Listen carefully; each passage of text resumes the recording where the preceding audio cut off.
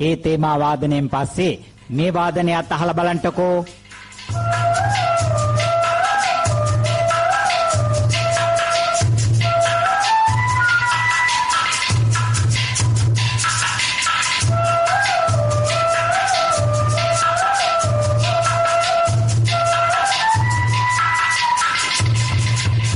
මේ වාදනය ඇහෙනකොට අටපට්ටම මතක් වෙනවා වගේම මේ වාදනය ඇහෙනකොට මතක් වෙන්නේ මොකද්ද බලන්නකෝ.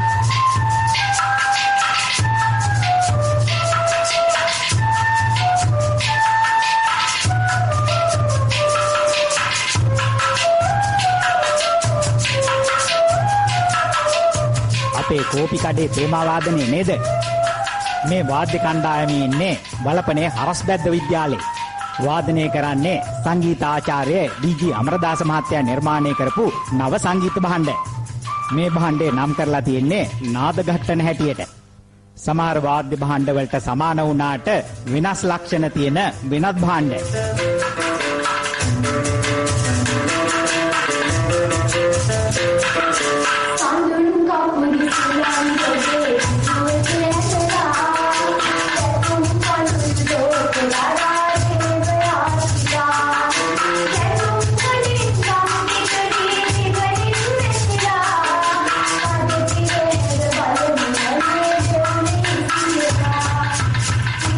සංගීතය හදාරන්නට හරියට සංගීත භාණ්ඩයක් නැති පාසල් අපේ රටේ කොච්චර ඇද්ද?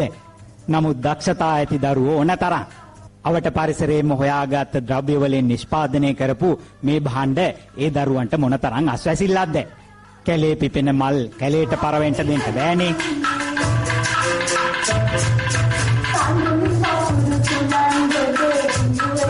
සංගීත භාණ්ඩ දෙන්න ඕන බව හැබෑව. නමුත් නැහැයි කියලා කෙඳිරි ගන්නවට වඩා යමක් කරලා බලන්නත් උත්සාහ කරන්න ඕනේ. භාණ්ඩයක් විදිහට සලකන්න පුළුවන් මේ නාදගට්ටන සංගීත භාණ්ඩය. මේ භාණ්ඩය ප්‍රභවයේ සම්බන්ධයෙන් කතා කරනවා නම් දක්ෂිණ ಭಾರತೀಯ කර්ණාටක සංගීතයේ ඝටන කියන සංගීත භාණ්ඩය ආශ්‍රයෙන් තමයි මේ භාණ්ඩ නිෂ්පාදනය කරලා තියෙන්නේ. විශේෂත්වයක් තියෙන්නේ මේ මුදු නවයක් යොදාගෙන මේ සංගීත භාණ්ඩය වාදනය කිරීම මේ වගේම ධර්ම දෙකක් උඩ තියාගෙන බලන්න නැගෙන නාදය කොයිතරම් අපූර්වද කියලා.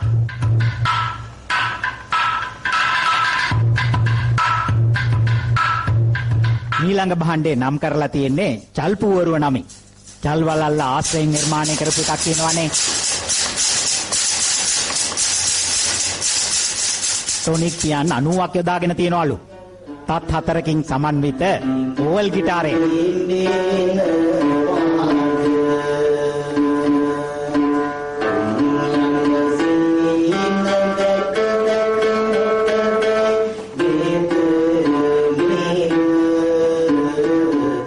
පට්ටමට වාර්තා කළේ නෝරෙලියේ තිලක්ද සිල්වා.